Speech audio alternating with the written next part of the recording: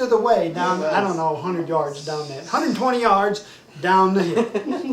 But we got down there, and then we come around some corners, and they're sitting in the middle of the road again. So I pull up alongside. He says, "You want to take the shortcut or the long way?" He no more than says that out of his mouth, cuts the bike sideways, and he disappears over the edge of the mountain. I said, "Oh God," and there goes the red light down through the mountain. So I peel off too, and there's ruts in the road, and we go all the way to the barricade. I don't know how far that was. And all of a sudden, we're going pretty good, and we whip around the corner, and here's a cement barricade right in front of us. He slammed down the brakes up around the end of the barricade, and I said, "I have no other place to go." And I followed him right over and moved the trail. End of story. End of day. No, the first day though, didn't you? The very first day. Back over here. So I said, "We're going out in the woods, so let's go." So we said, "Okay." So we get all our gear. We're all excited and everything, and I mothball Deb's bike and get it all on the trailer. We get up in the woods and we're cruising along next to each other, and he's on Deb's bike and I'm on my big bike. And he looks over at me and he says, as we're tootling along, and we're doing 5 or 10 miles, because I'm making sure he knows how to ride his bike and everything. "Did you check the fuel in this thing?" "Ah, it's got plenty, no problem." Because I always put him away full. So, we haven't ridden it like all year. So we're cruising along and he says, "Are you sure there's fuel in this thing?" I said, "Well, check it." "Geez, what's your problem, Dad?" He unscrews the top, and then we're idling down to a slow crawl. And I see him in there, and "It doesn't look like there's any gas in here." And I'm like, "Yeah, there is." And he's like, "I can't see any gas in there." I'm like, "Let me look." So I walk over there, grab the bike, I'm shaking the bike. "There's no gas in there, Dad." It is bone dry. And so we turn the bikes off quick, and he's like, "Did you bring any gas?" I'm like, "No." "How much gas is in your bike?" "Mine's full." He's like, "Well, what can we put gas in?" So I get my water jug and dump it out.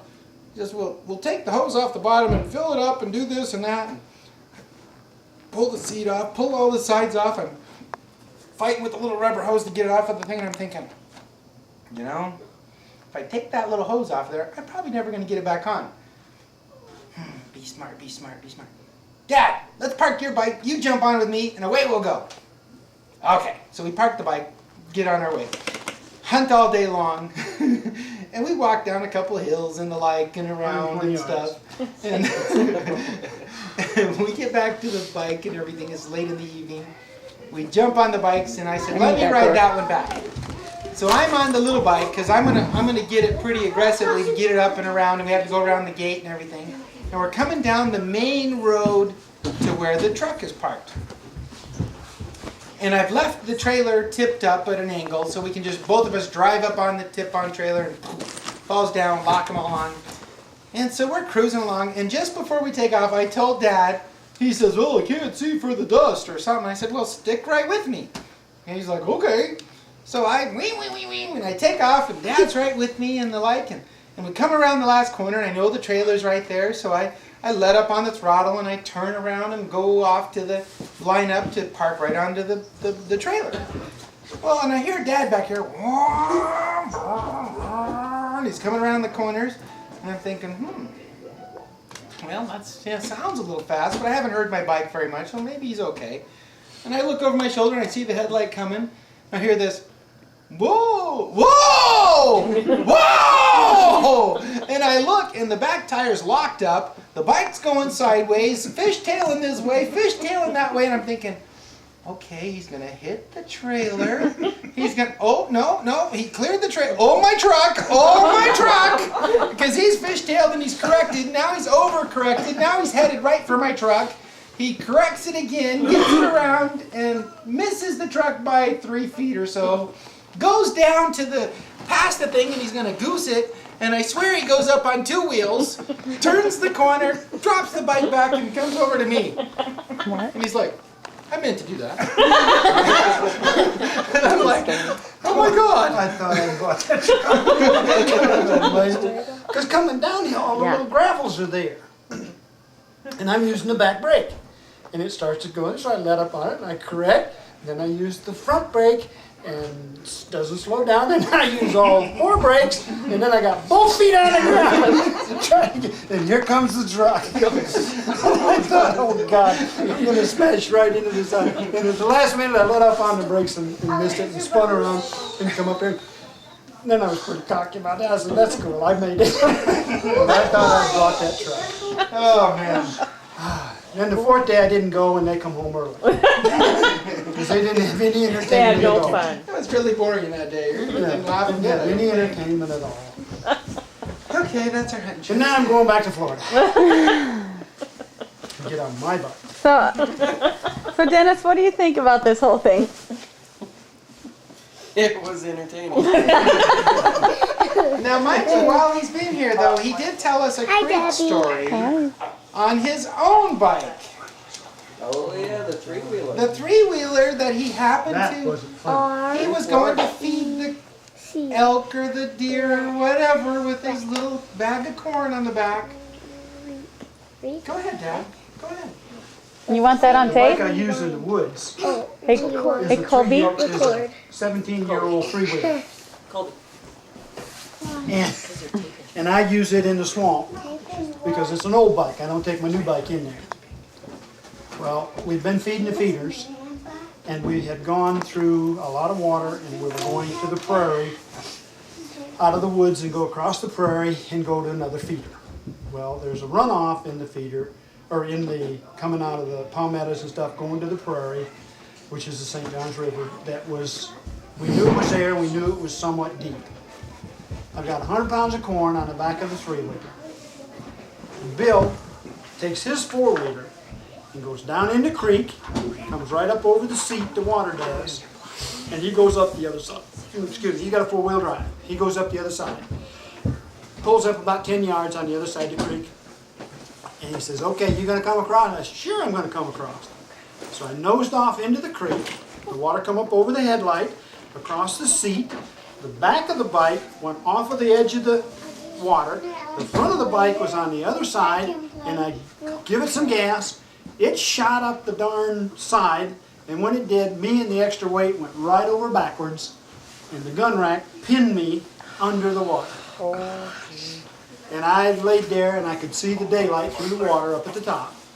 And I said, this could be the day. I put my knee up underneath the handlebar, threw the bike off of me, got off and underneath the bike, and Bill had got there and was grabbing me and pulling me up out of the water. When I got my eyes cleared and my glasses back on, I looked at the 3-wheeler, and here's a little bit of tire here, a little bit of tire there, and a little tire there, and everything else is under the water. So we turned the bike back up on its wheels, pulled it up out of the thing, the corn's still tied on the back, and Bill dragged me quite a ways around to the other feeders and back to the thing. But that's the closest that I've been to getting hurt in the mud and water and all the things that went with it. That was a scary one. Yeah. But I was okay, and as you can see, but it was kind of neat, but that wasn't funny. Neither one of us laughed about that one. But the year before, I was in Alabama hunting with Max on the back of his 4-wheeler. And it was cold, ice on the water, running down the road, pockets of water. Max went around the pocket. There's a place where the grader had made a berm on the side. And as Max went around it and went into the hole, his front wheel caught this berm that was alongside the road.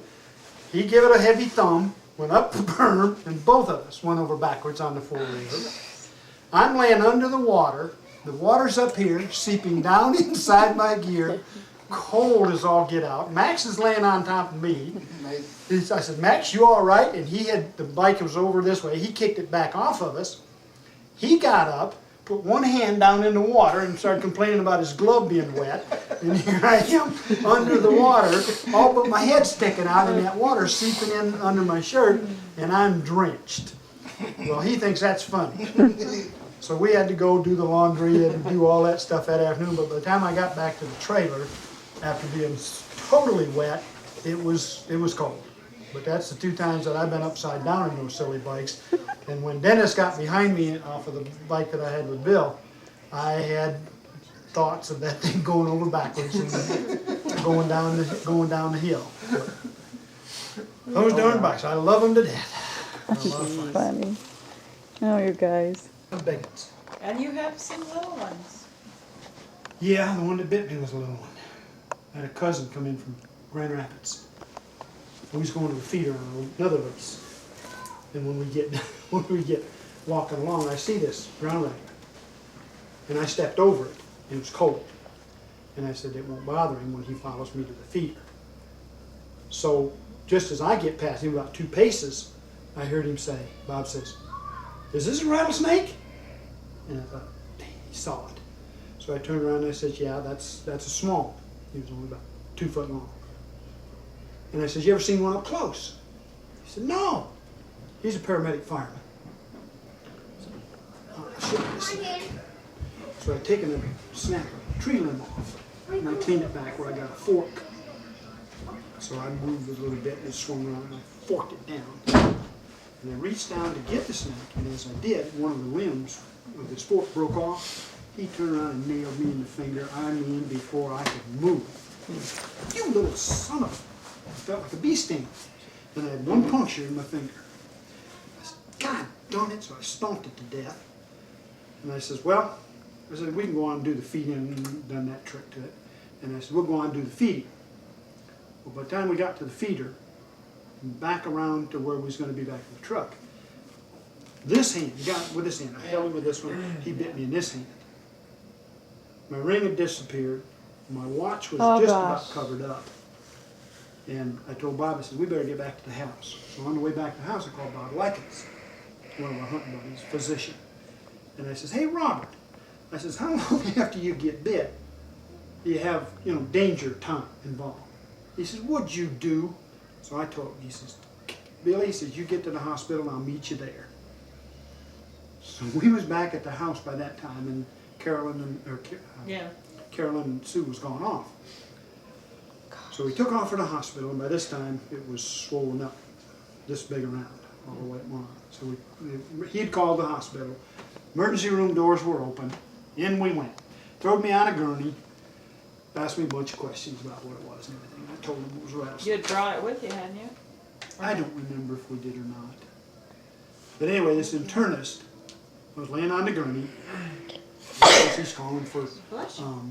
antivenom stuff. And they inject me with it. And I'm laying there, and I hear Bob and this guy talking over off the side about cutting my arm off. And I said, hey, Bob, come here. I said, you ain't cutting this arm off. I said, you tell him you leave the arm off. He says, Billy, he says, if it comes to the point to where we have to cut your arm off, we're going to cut it off. And I said, no, by gosh, you're not. And about that time, I got heat flash from here right up through, and it was moving up into my chest. Well, he's talking to the internist. And I said, Bob, something's going wrong. I said, it doesn't feel good. He said, what's the matter? I says, I mean, it's burning heat.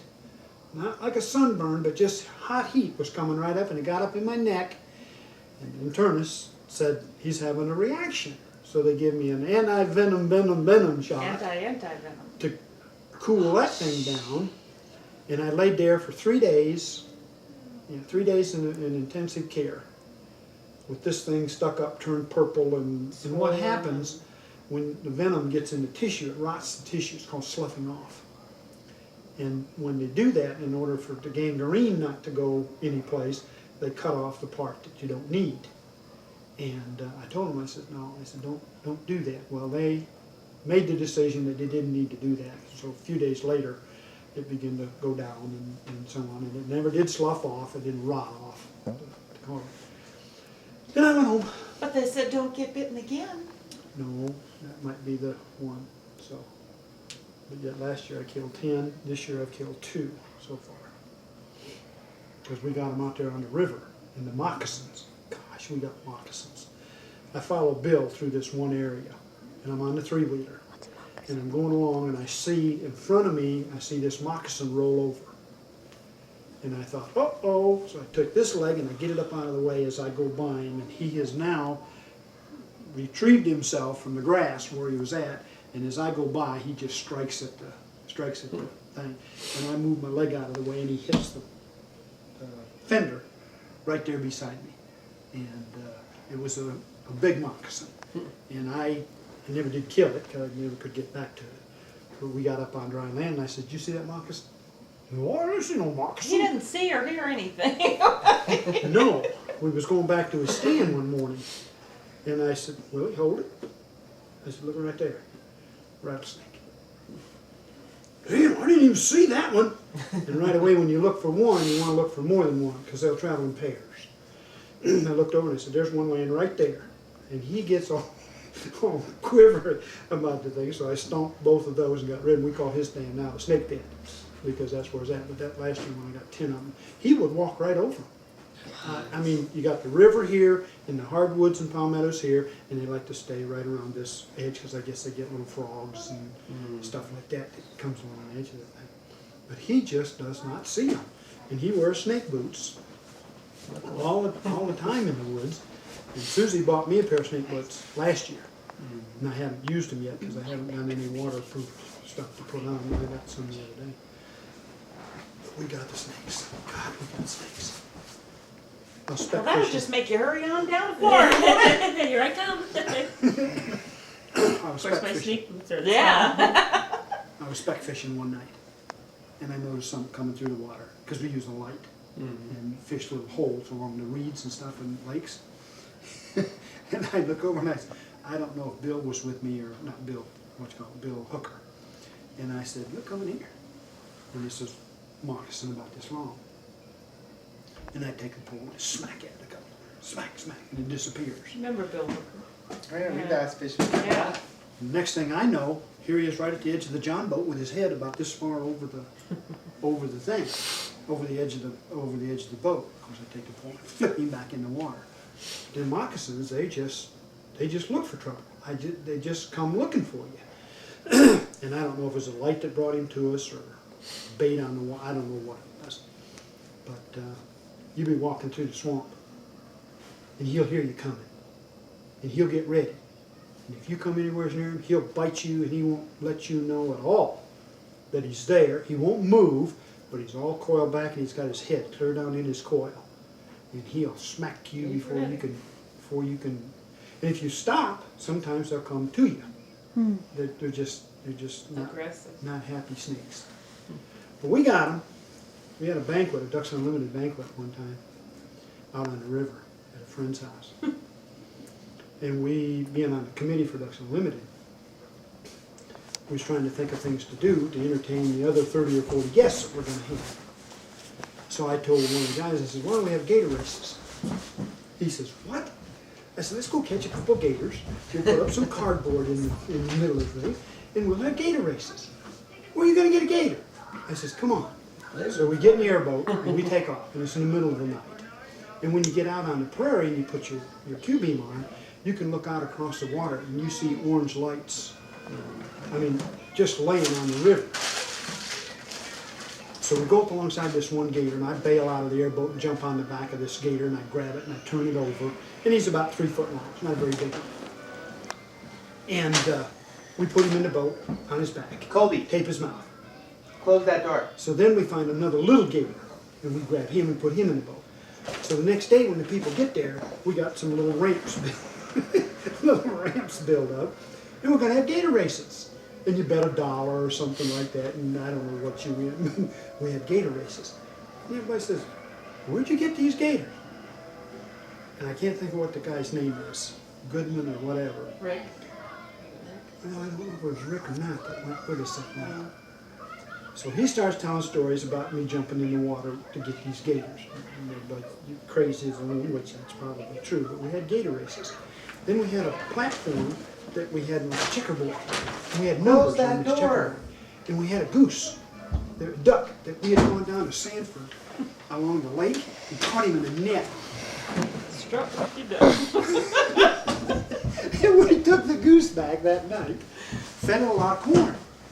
And then whoever drew the number that the duck pooped on won something out of it. So we had a good time.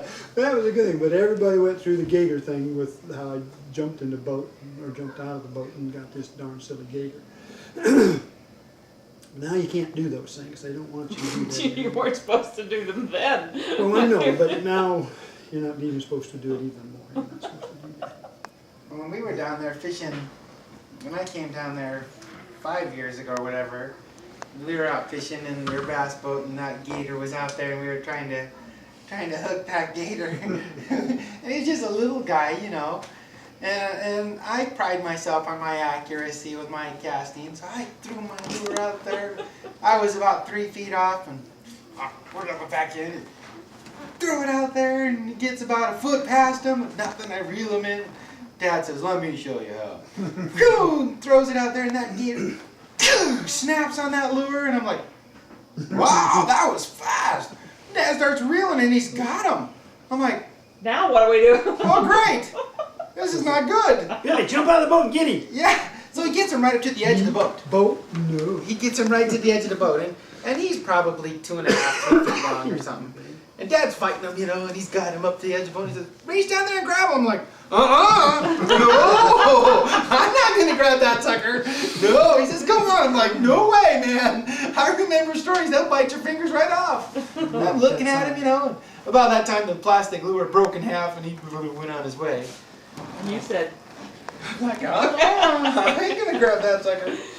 I was down on one of the leases, and I had the girls with me, and I started to tell you that story, and I jumped out, and Bob Likens, the physician, we chased that gator through the woods, and we caught him. And we turned him over on his back and carried him back to the girls, laid him up on the Jeep, on the hood of the Jeep. Well, here's the girls in the back of the Jeep squirming and squealing and oohing and on, and they got out of the Jeep, and they come around the front, and they touch his toenails, maybe touch his teeth, and touch his nose. And for the girls to have that experience and go back to school and say, well, we caught a gator over the weekend, you know, big shots. They got to touch it, and as Bob was telling them about the ear things and why they do what they do.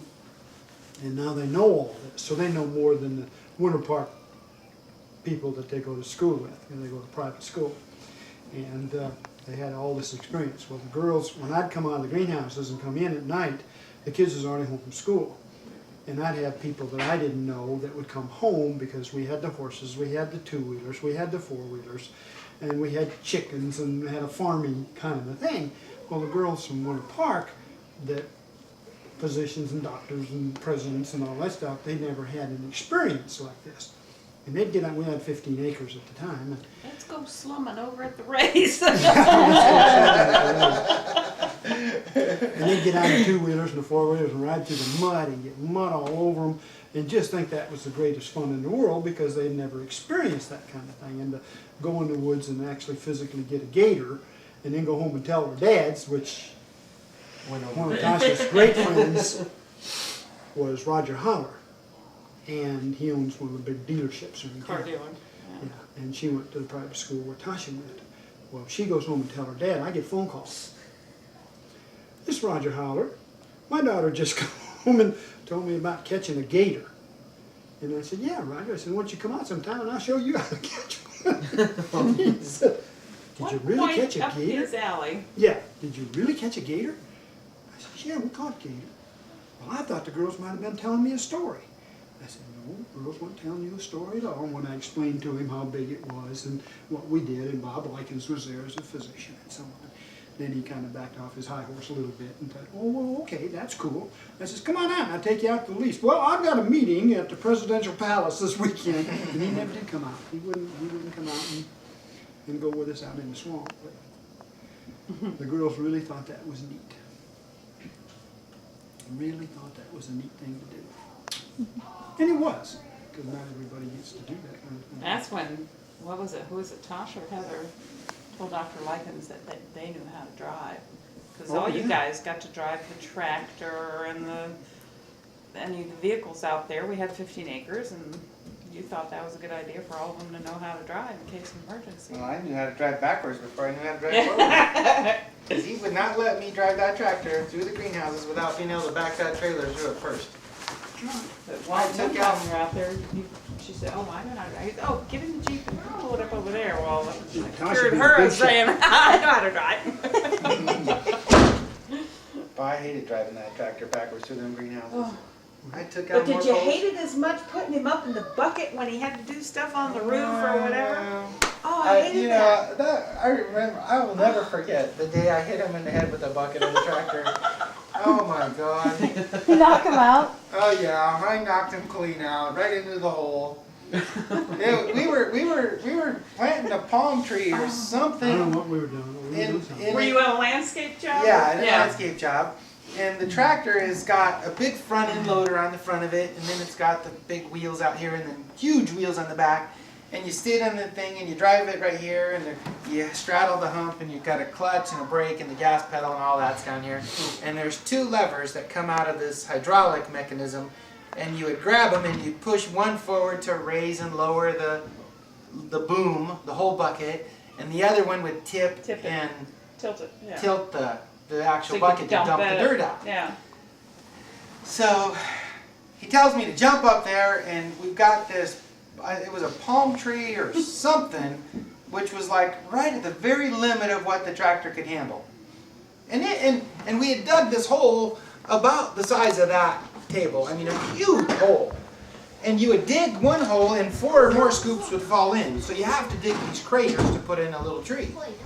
So the guy with the beard, he was tall, skinny kid. I don't know who he was, but he was really tall and skinny. He's in there just shoveling to beat the bands to keep the sand out of the hole. And Dad tells me, get up there and lower this in the ground. Stephen Ryan, is that who it was? He's a really tall, dark-haired kid, and he always had a beard. And he was really hairy. I remember being hairy. So anyways, Dad is right in the front of the tractor.